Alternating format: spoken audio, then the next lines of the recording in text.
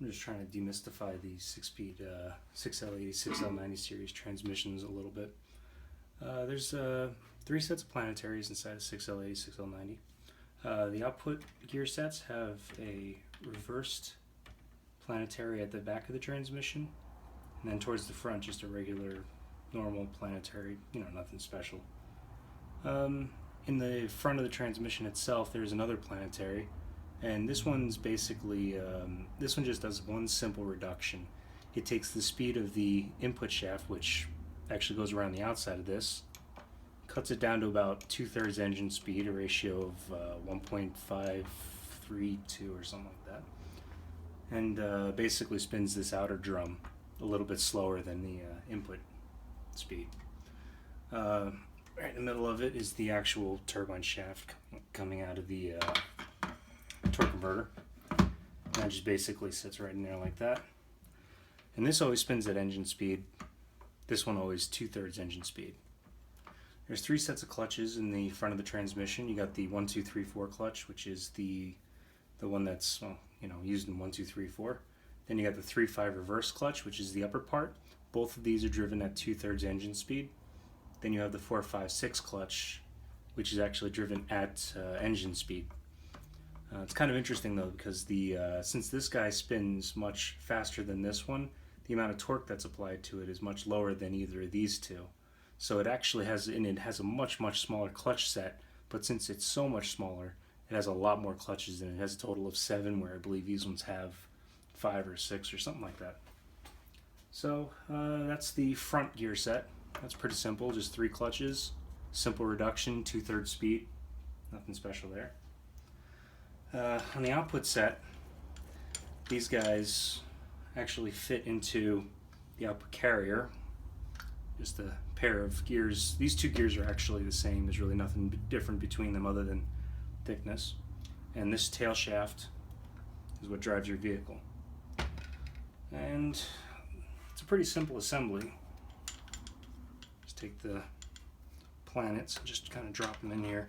You got to spin them a bit to even get them to engage, but it will eventually drop in if you're patient with it. There it goes. There we go, all the way in. It's kind of neat too, because you got 3 sets of splines going all the way down there. You got the one for the upper planetary, the one for the back planetary, and then a 3rd spline way back, which actually goes to the outer housing of the planetary, or the middle housing rather, of the planetary. Alright, so there's one more major set of components, the 3 splines that actually go into this unit. You can kind of see what's going on here. You got one small internal clutch piece, then you've got a couple of other internal clutch pieces, one for the 3/5 reverse, 1, 2, 3, 4. And those basically just sit in here like this. So this makes it kind of easy to demonstrate what the actual gear ratios do.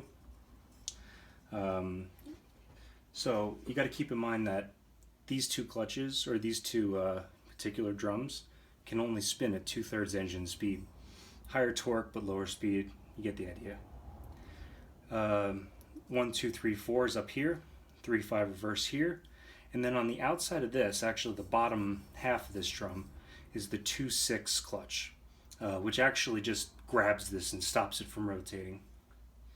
Then you got the carrier down here, the middle gear set of the planetaries, and it has a spline that goes around the outside of it, and it can only either be held still or just allowed to run free.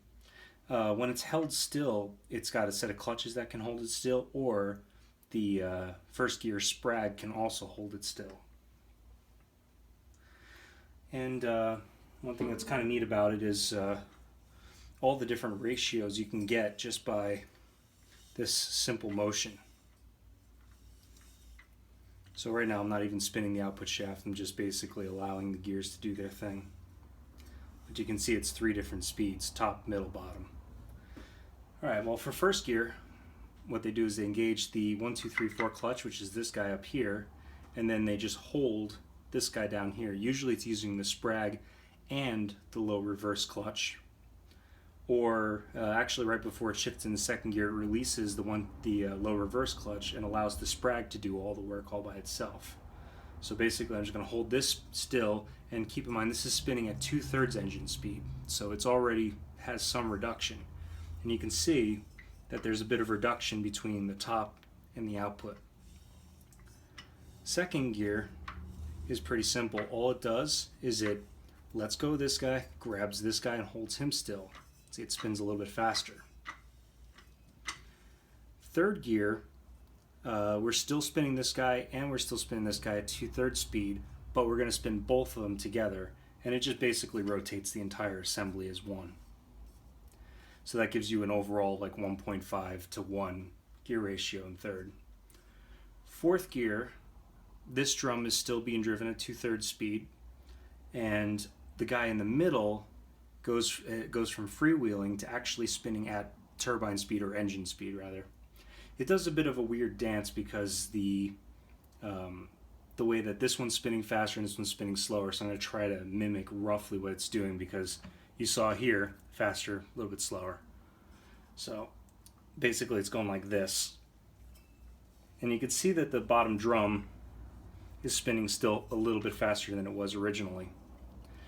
Fifth gear does the same thing with the internal drum using the 456 clutch, and also drives this one instead of this one. So basically it swaps from here to driving this one at 2/3 engine speed. So you get a little bit of this kind of action going. Like that. Really hard to mimic, but you get the idea. Kind of walking off here.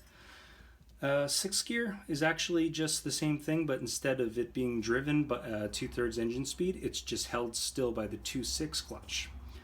And then this guy's still getting driven at engine speed.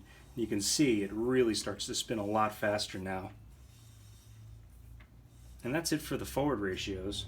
Reverse rather, is actually pretty simple. All we're doing is the low reverse clutch grabs this, and we drive the 3/5 reverse drum at 2/3 engine speed. So you start getting a little bit of backwards motion. And it's nice because somehow they managed to figure out that when you're with all these funny ratios that you can get using this, that you can still achieve a relatively low reverse gear ratio just by swapping some clutches around. It's a pretty smart design. I really like the way it works, and